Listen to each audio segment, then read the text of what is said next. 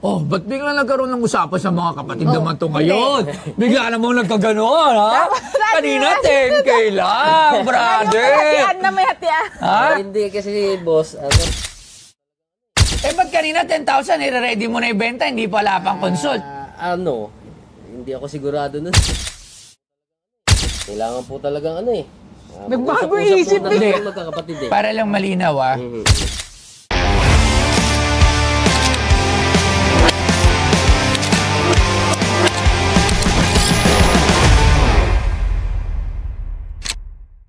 May shoot siya eh, sa Oo, busy tayo. Sige, pasok. Papasokin natin yan si brother. Natsing ako. Bakit? Hindi ko lang. Magandang hapon. Sir, ano po pangalan? Ryan po, sir. Taga saan si Ryan? Bulacan po. Bulacan. Sa Bulacan. San Rafael po. May dala. Malapit kila... Malapit. Hindi, malapit kila Boss Carlo bago ano ba yung Bustos? Bustos. Ay, hindi. San Ildefonso. Dadaanan yun, San Rafael, sa bypass. Opo. May pwesto kami doon dati, doon sa may Petron, yung may gym spares. Ano sadya mo sa akin ngayon? Meron pong lumang bariya. Lumang barya. Tingnan natin yan, lumang barya. Tingnan natin. 1 peso Pilipinas. Naka-seal na yung lumang bariya. Uy, 1906! 1906!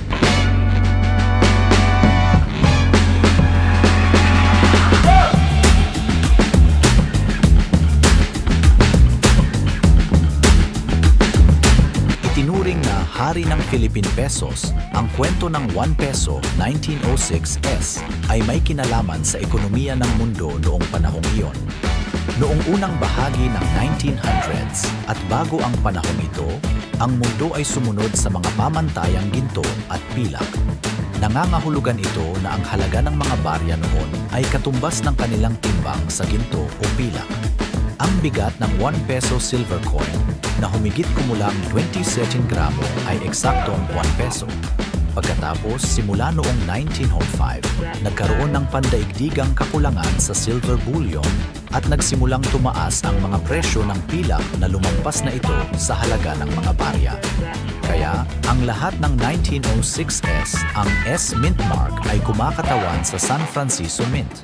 Ang Pilipinas ay walang sariling mint sa ilalim ng mga Amerikano hanggang 1920. Ang serye ay hinahangad ng mga kolektor mula sa magkabilang panig ng Karagatang Pasipiko. Ang 1906S ay may paggawa ng pera na 201,000. Matapos matunaw ang malaking barya noong 1905 at pagkatapos ng 113 taon, halos 250 na lang ang nananatili. Wala po kasi. Saan mo nakuha to? Sa may ilalim lang ng aparador ng lolo ko. Ina, mukhang legit to, ah. Meron din tayo yan. Hindi, meron tayo nito peke. May peke tayo. Saan mo nakuha to? Sa ilalim lang po na aparador ng lolo ko. Pero parang peke eh. Naglilinis kami. Madami kasing peke ng 1906. Yun nga po, boss, para malaman kung magkano binibenta? Value. Wala po. Definitely may value to. Magkano ba ito binibenta? Kung kaya ng 10K. 10K? Wow. 10K. Kung ito legit, hindi ko alam ang exact price pag legit. Kinikilabutan ako, Labs. Kinikilabutan ako. Ibig sabihin parang legit kasi nagtataas. Oo. Kasi ngayon lang ako nakahawak ng... Hindi ko sure. Nakahawak na ako 1906 na peke. Meron tayo nun eh. Oo, yun nandyan. Parang bill ko ata, parang nasa 10,000 na nga ata. Meron din ako nakita dyan, iba lang yung date. Pero kasi ang 1906, kung hindi nyo po nalalaman, sa pagkakalam ko, ito yung mga nare-rated K. Ay, kapuso mo, Jessica. Basta, itong 1906 is a very rare coins. Isa to sa mga most sought after coins at isa sa mga holy grail. Possible po na tumaas pa yung value ng... Hindi ko masasagot kasi hindi ako expert. So tatawag tayo ng expert para malaman natin kung ito ba ay real deal or nga. Diba? Malay mo. 10,000 presyo mo, ha? Walang bawi yan, ha? 10,000, ha? 10,000 lang, ha? At least Sige, honest tawagin ka. natin. Sir Arman, ang ating isa sa pinakamagaling na coin expert dito sa Pilipinas. Tawagin si Sir Arman. Sir Arman, pasok, Boss Arman!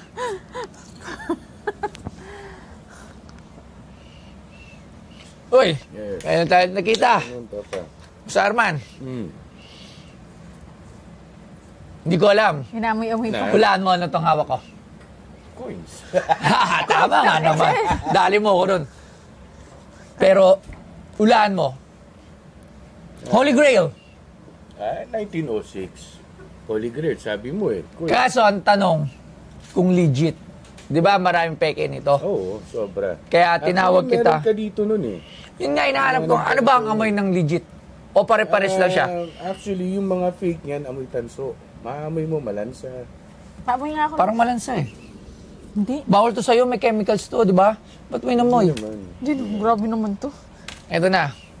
Hindi ko alam kung real deal, Check natin. pero 1906. Kinakabahan ako dyan. Kinakabahan ako dyan. Kasi may mga feature to, yung yung 1906 na tinitingnan namin mga kolektor. Gaya nung details Saan kasi yung peke? 6. Actually, kapag altered yung 6, makikita mo. Oh, yung peke. Di ba yun? Yun yung binili ko dati. Parang, magkano ba bili ko nun? 10,000 din ata yun, no? Tapos may point daw, may variety to na kung saan mayroong parang die crack doon sa may arrowhead.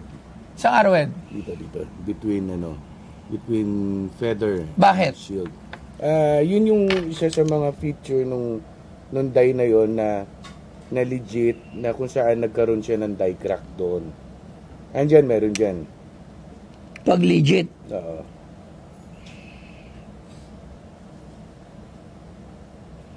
Meron. Legit ba to? Oh, tunay yan. Tunay to? Tunay yan. Magkano yan? Hindi ba parang gawa lang yung 6? 6 na yan. Yan yung mga Conan series natin, yung pera natin noon after Spanish era. Nanalo ang mga kano, so sila yung nag-rule sa atin. At during that time, gumawa sila ng pera. Actually, nag-mint sila niya 1901. Then, nag-release sila ng date 1903. From 1903 onwards, napansin nila noon during 1904, tumaas yung, nag-appreciate yung value ng silver. So, ang ginawa nila, lahat ng minint nila na 1906, while na nag-release sila na 1905, pinull out nila. Pinull out nila kasi kailangan bawasan nila yung content ng... Noong 1905. Noon, 1906. Yung 1905 ba, hindi siya rare, no? May rare variety noon eh. Merong dalawang klase kasi yung 1905. May curve, may straight serif.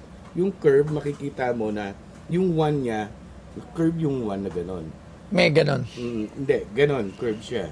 Then yung straight niya, talagang straight lang. Ah, may ganon. Oh, may ganon. Okay. Yung mahal nun. Huwag na natin pag-usapan muna yung ibang year. Gusto ko Yun, pag-usapan natin to. Ano tong 1906 na to? Yun nga. Yung during 1905, nirelease nga yung coin na yon. Dapat sa susunod na taon, i-release nila yung 1906 eh. So, ang ginawa nila, pinull out nila yon, binalik sa US, tinunaw nila ulit. Ginawa nila, ni-resize nila yon, niliitan nila yung piso. Kaya kung mapapansin mo yung 1907, lumiit na. Okay. So, wala nang... So yun, kakatapos lang natin maligo. Gagamit muna ako ng SCD Skin Deep. Yan, whitening and anti-aging. Tsaka kung ano-ano pa. Facial cleanser kasi nag-bike ako kanina. So, yan, ganyan na lang siya. Yan. Para mawala yung mga dumi-dumi na na-absorb sa pagbabike kanina.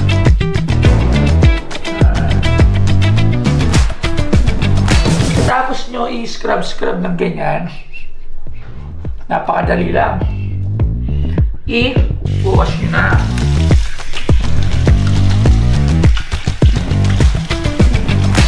Tapos kukuha kayo ng towel to pat dry. So kukuha tayo ng towel. Pat dry natin siya. Tapos syempre, dahil lalabas na naman ako, kahit nasa sasakyan or kahit ano, hindi naman tayo magbabike, syempre kailangan pa rin natin ng sunblock mula sa SCD yan. Itong sunblock na to napaka-light gamitin. Lagay ka lang ng konti. Yan.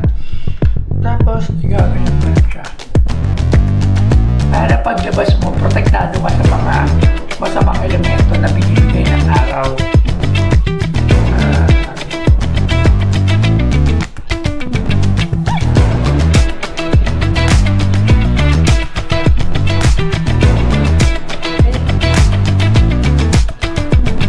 Okay, so tapos na ako mag-sunblock at ready to go na ako para sa araw na to. Maraming salamat. So sa mga nagtatanong, ito lang ay sa SCD main page. Ayan, open sila for distribution at reseller. So si Toy Tumamen, geng.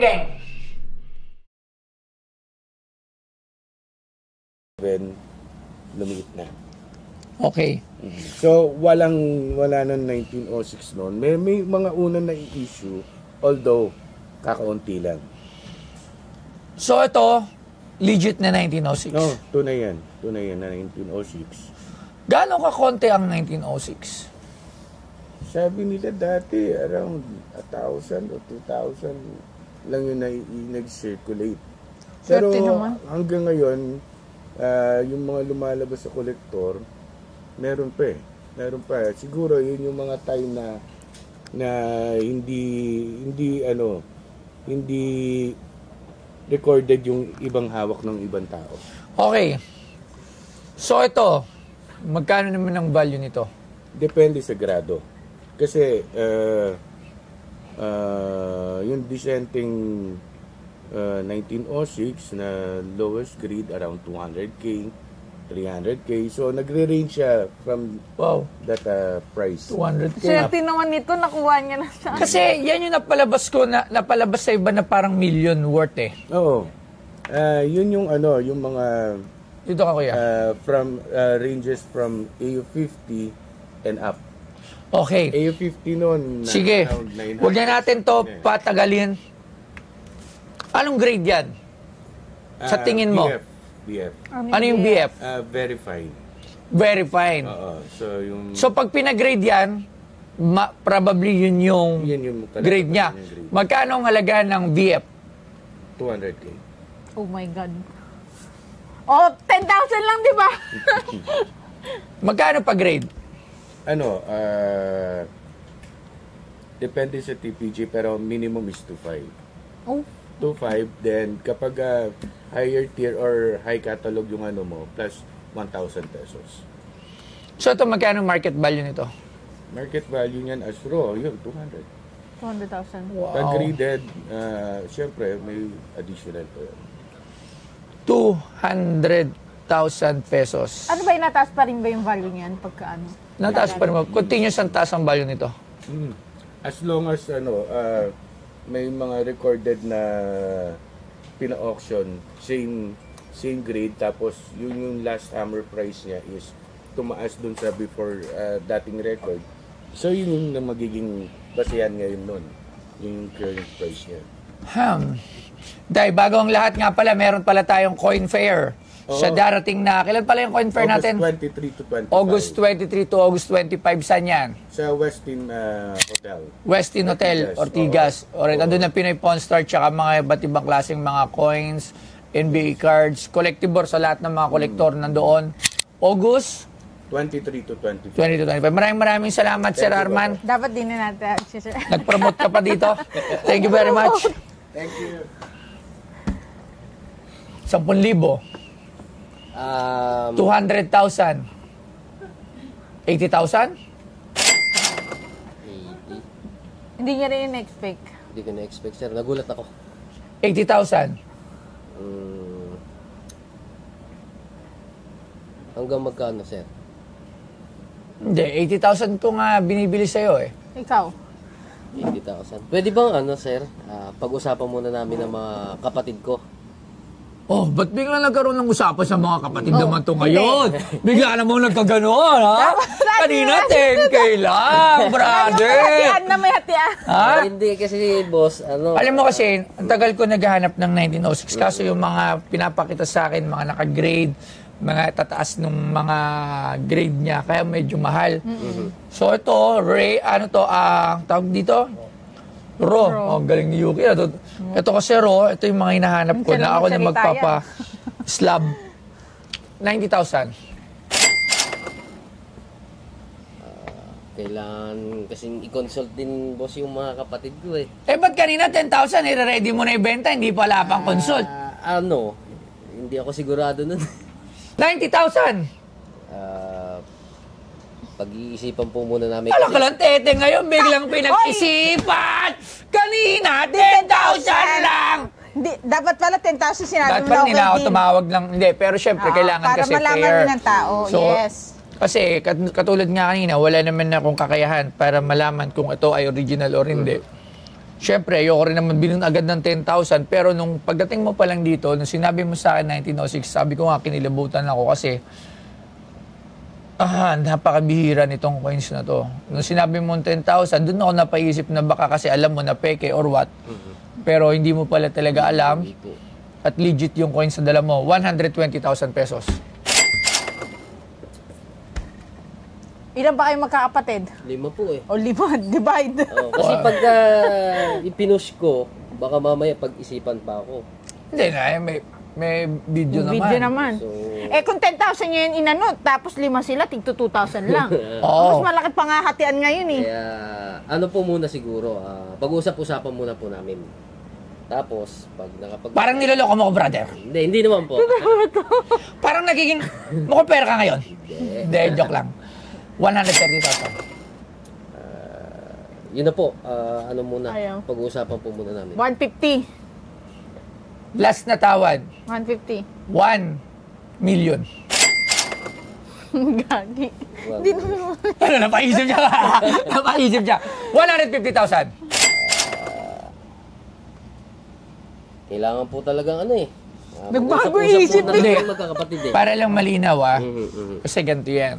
If you going to come back here, at na-reject mo yung 150,000 ko, maybe pagbalik mo dito mas mababa na sa 150,000 yung mabibili ko yan. Para lang to set, para lang Mali straight. mo marami magpa-check ng 1906 Okay, nila. so para lang straightforward ako, ngayon ko lang tatawarin yun ng 150,000. Kung babalik ka rito, siguro much lower na sa 150,000. Kumbaga, take it or leave it, 150,000 pesos.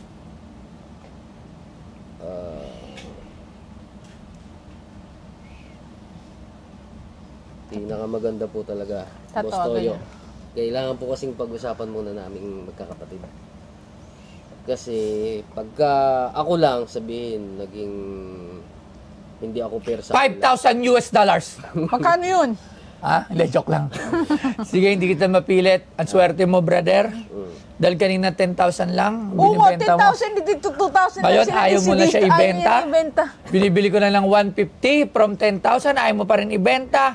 Magkano ba last price mo? Hindi po ako makapagbibigay ng last price. Kanina nagbigay ka na lang price, 10,000. Wala po kasi kung idea dito. Akala ko, ano lang. Paano pala kung touching? paano pala kung kanina, binayaran na kita 10,000, sorry ka na lang nun. Nga. At Ngayon, may ito, natutunan. 150,000 na. Ano? Babalik na lang po ako.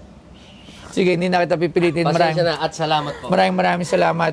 Sayang, akala ko makakuha ng Nagpa-check lang 1906. ata to. Nagpa-check ka lang. Walang hiya. Thank you. Nagpa-check lang yun. Ayun, hindi ko naibenta yung coins kay Boss Toyo. Kailangan muna kasi namin pag-usapan magkakapatid. Kasi medyo may halaga yung dala kong lumang barya na akala ko is ano lang, pangkaraniwan lang. Kaya yun, kailangan muna namin pag-usapan.